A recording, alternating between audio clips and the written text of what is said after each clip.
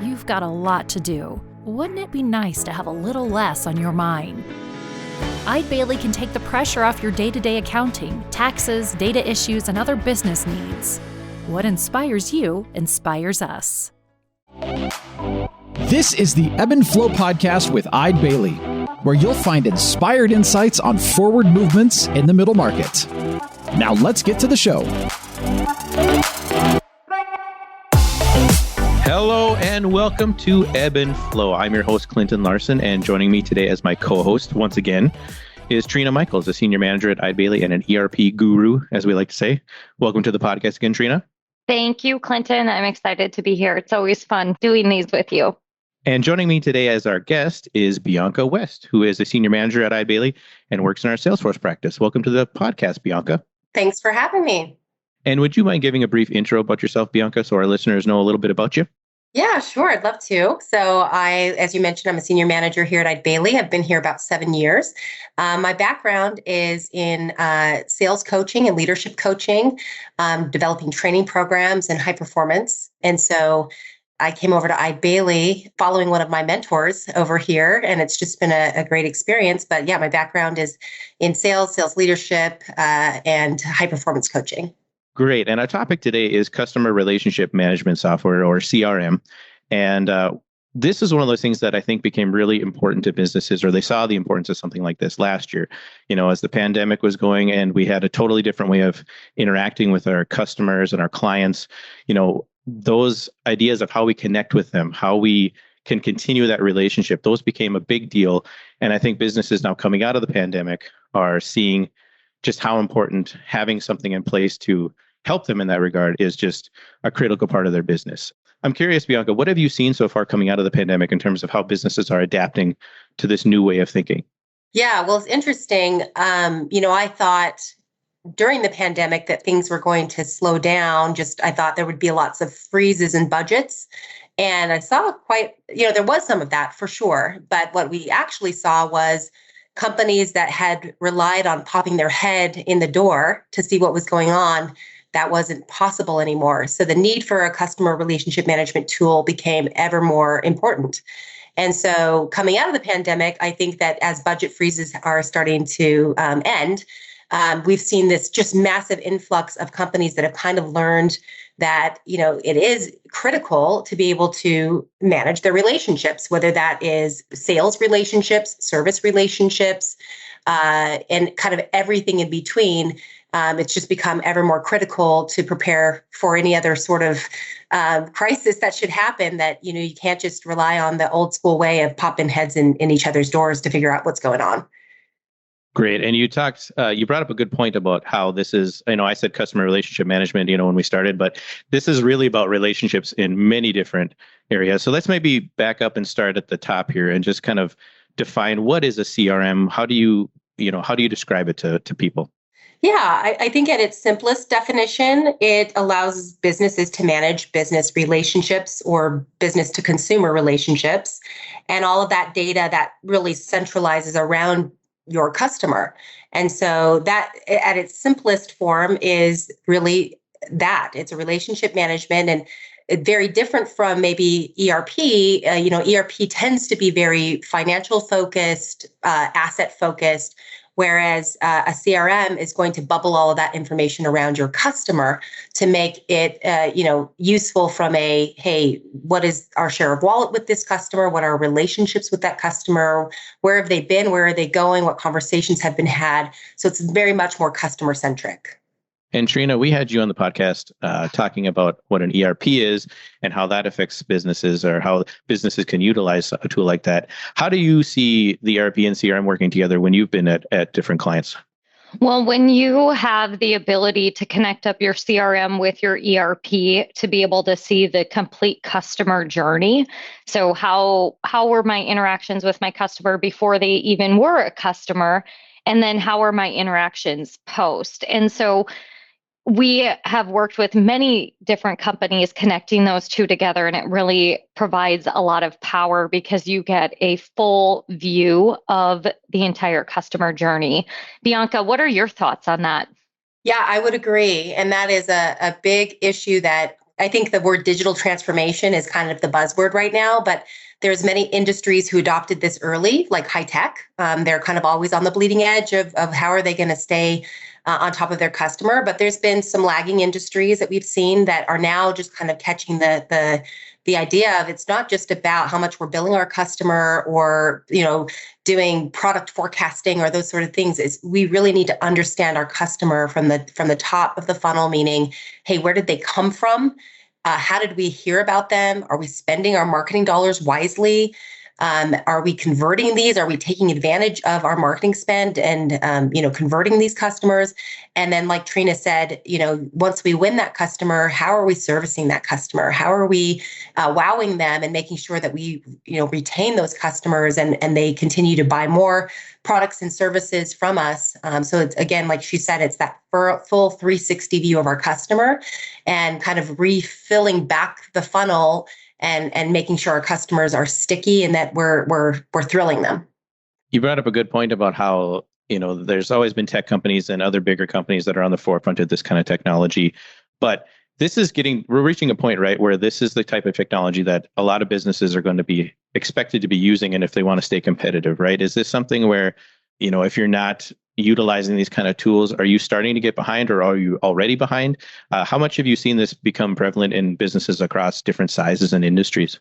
Yeah, it's pretty massive. I mean, it's interesting because, we hear about these companies that come in and disrupt the industry and, they'll take kind of an old school industry that has not really adapted to the changing face of, the world.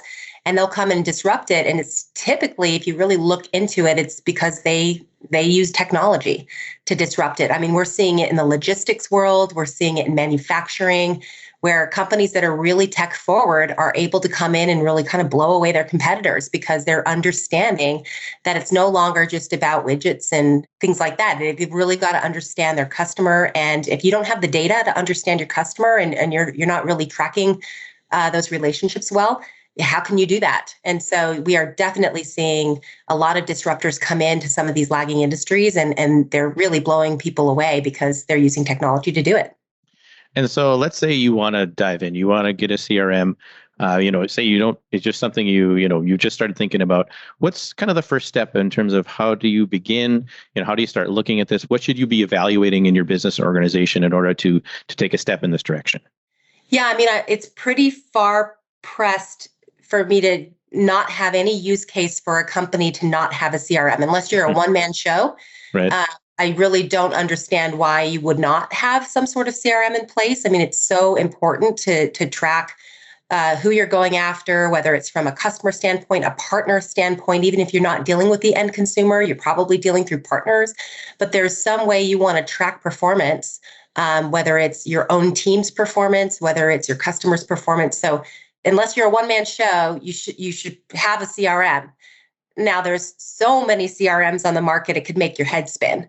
And so, how do you select a CRM? Well, you can look at the Gartner Magic Quadrant. I mean, there's some clear leaders out there. I'm, of course, biased to Salesforce because they are the Magic Quadrant leader. They have been for the last, I think, 13 or 14 years.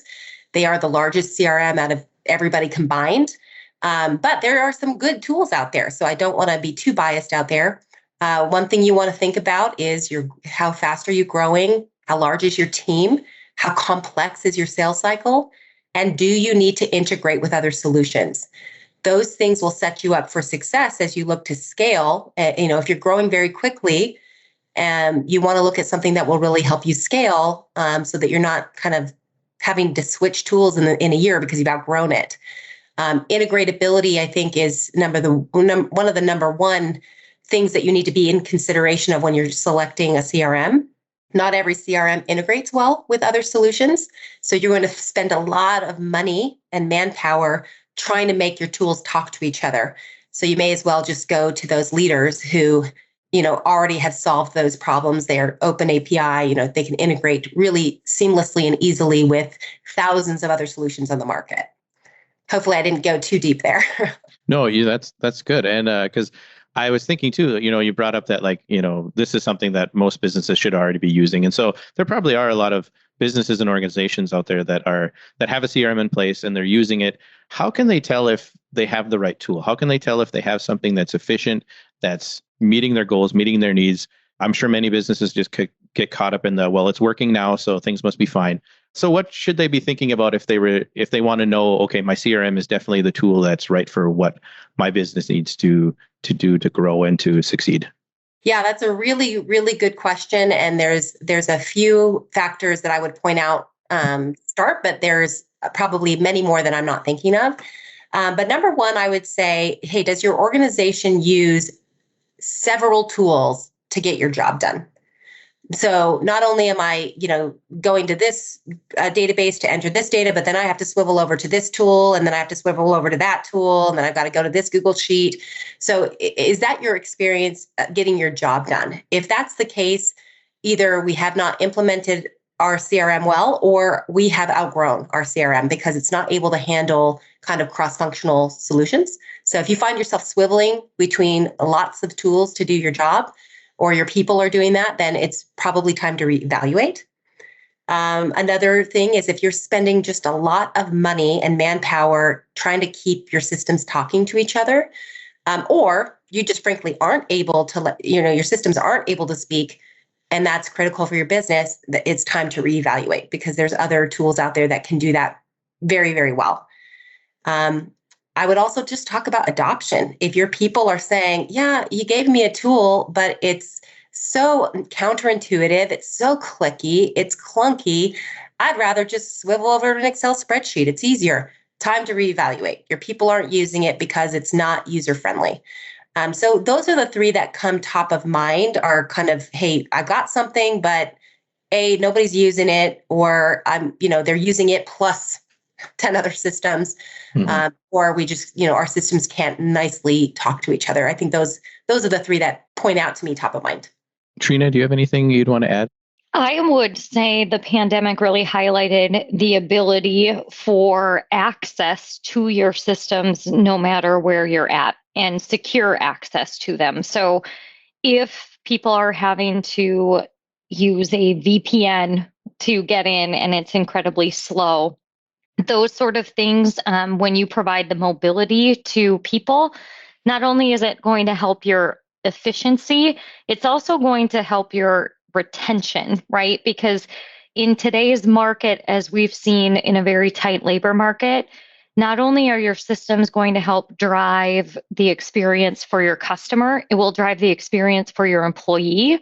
And when you have a good employee experience, as Bianca was talking about, not having to go from system to system, you also create an opportunity for people to be happier in their jobs. And so reduce your churn, reduce costs that you would have regarding turnover, even. Some things that people just don't necessarily think of at the beginning when just looking at only a CRM. One thing that Trina just said triggered another thought. That's such a, I didn't even think about that, but you're exactly right. We had, several companies coming to evaluate because they said, people are working remotely now, and it's just a pain, to have to VPN every time. And that's a great point. Another thing that was brought up was just overall reporting. Clinton, to your point about, hey, if they have something in place and they need to reevaluate, what are some of those, indicating items? And another piece was reporting.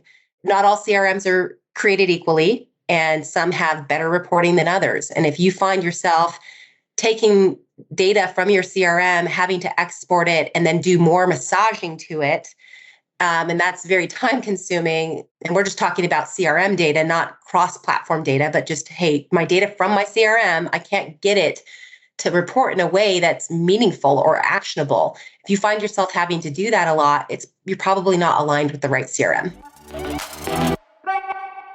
If you've enjoyed listening to the Ebb and Flow podcast, be sure to subscribe on your favorite podcast platform so that you never miss an episode. Also, please take a moment to share it with your professional network and leave us a review. That way, we'll be able to reach a larger audience, providing business leaders with inspired insight on forward movement in the middle market. You two also touched on an important part of, you said, Bianca, that digital transformation piece that we're hearing about so much these days, and that your people are a huge part of that you cannot neglect. And I think that leads itself into a discussion about implementation and how that works and what the best way to approach that is. And so, Bianca, like in terms of implementing a new CRM into your system, what are some of the things that our listeners should make sure they consider? What are some key points that they need to make sure that they don't forget? Yeah. So, sometimes people think they should do it all, boil the ocean.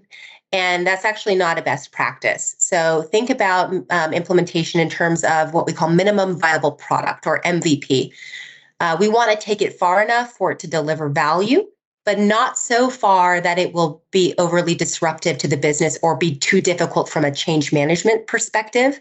So we want to bite off enough that we can chew, something that we can deliver relatively quickly and start to see some return.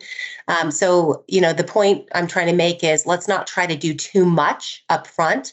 Let's do the most critical things to start. I've seen time and time again failed implementations where they just tried to do too much. It was over-engineered.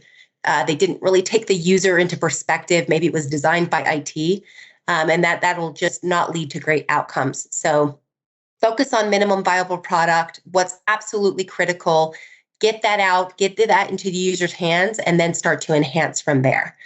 So that's one best practice I'd give. Another is, I'm probably biased here, but work with a partner.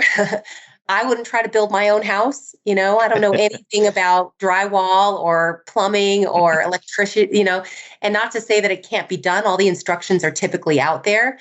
But what a partner is going to protect you from is making decisions, kind of painting yourself into a corner because you don't understand the beginning from the end.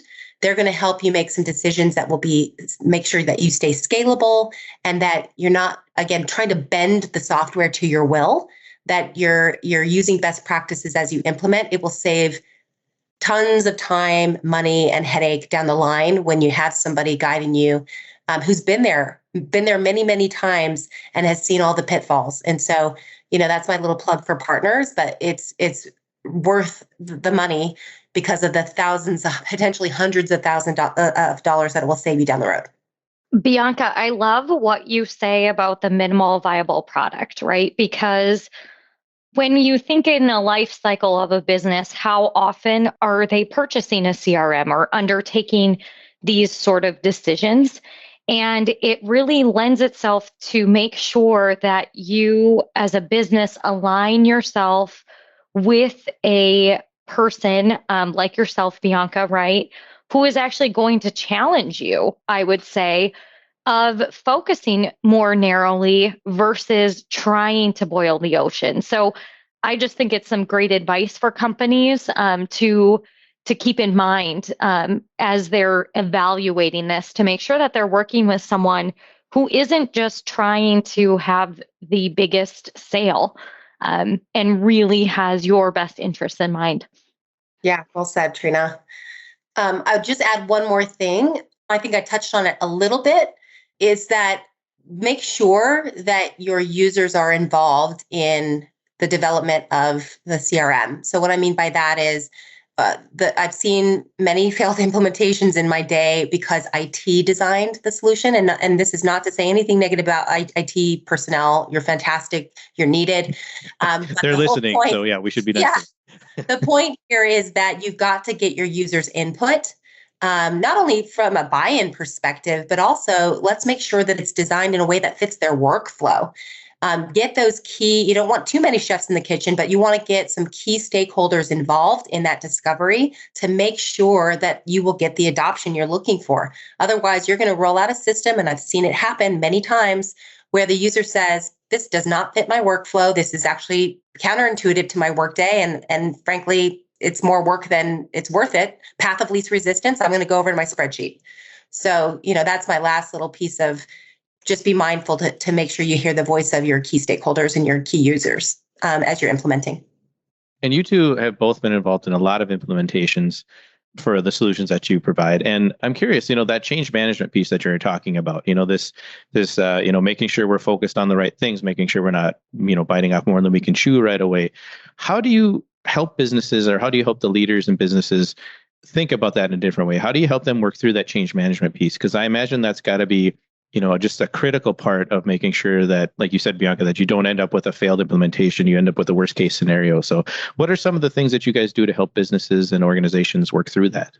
Yeah, so there's a few things that we support organizations with. So one is what we call setting up like center of excellence and steering committees. So depending on the size of the organization, if you're a smaller organization, this might be a couple of people. If you're a larger organization, this could be, several to a dozen people, but really saying, okay, once we get this out into the hands of our users, this minimum viable product, how do we decide what changes or enhancements we're going to make and who gets that attention, especially if it's a multi-department rollout. So that's where a steering committee can be really effective, helping them understand how to get people on board. Part of that is getting them involved in implementation, but how do we start to get users ready for it? How do we evangelize this release of new software? How do we get people excited about it? And polling people, getting input from our users. Hey, if the sky was the limit, what would you want? What would you need? Getting people excited and invested, but also understanding that not everybody's going to get everything. So how do we set up pathways for people to submit ideas and to make sure that we have a committee that is overseeing that and approving and kind of prioritizing those lists or those items that you want to kind of make enhancements with. So part of that was kind of a long way of saying, a few different things: a steering committee, center of excellence, and then also making sure that we're setting up the right channels and evangelizing, any new tools or processes that are being released on the software. So those are what come top of mind for me. I don't know, Trina, if you have anything to add. I do. As you're evaluating, I would ask the question of the company who would be helping you through the implementation, what is their methodology? And a good methodology has that change management built in, just as Bianca was saying, having those steering committee meetings, weekly status meetings, making sure that there is a good discovery process that's taking place and testing, because you, as Bianca touched on, the system that you design, you want to have the system that you design to also be a system that is incredibly usable. And so making sure that that methodology has been tried and true is incredibly important. Awesome. So let's say you're working with someone and they are following this advice, they're following these guidelines, and implementation goes well. Day one, you flip the switch. How do you then evaluate what success looks like? How do you know that what you've done and the tool you've chosen, how do you know that that's the success? How do you measure that as a business or an organization? Well, it depends on what the organization values, but I would say a successful implementation means people are using it. And so typically the CRM, I know Salesforce does, so this should be a best practice. They have what they call adoption dashboards. And so you can literally see by user who's logging in and track their activity on the system. And so that's one way to kind of say, hey, are people actually using it? There's an analogy out there that I don't know if it's true or not, but I like the analogy. It says, over a half of an airplane's fuel is used just getting off the ground. And I don't know if that's true, but it's a pretty good analogy for an implementation. And what that means is, hey, this has got to be a top-down effort. And so sometimes leaders think, oh, we'll just implement a CRM. It's a magic bullet. And that's just unfortunately not the case.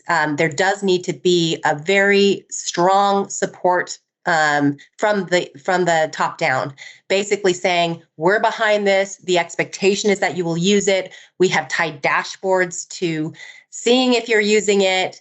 And it needs to be part of every conversation for the first few months, and letting people know, hey, this is not optional in a supportive kind of way, but it really has to be that way, because you can't just expect flipping a CRM on that will make people use it. It's got to be, again, from the top down, communicated that this is what's expected of you. And then you've got to tie your dashboards and what everybody can see to, hey, are we using it?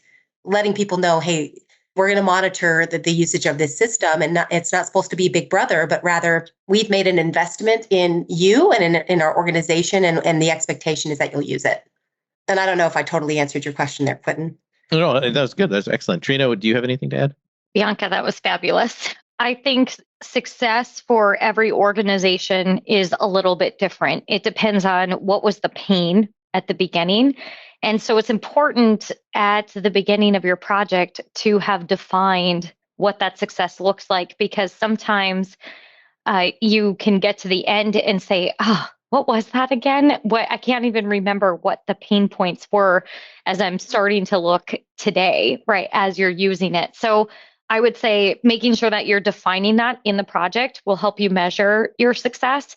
But from a general basis, it really is a system that people can use. And have you eliminated spreadsheets? Are people adopting in the system? If they are not adopting, finding out why they are not adopting and making adjustments to that. I think that's another thing that I can see companies oftentimes do. I've heard the line, you're either green and growing or ripe and rotting.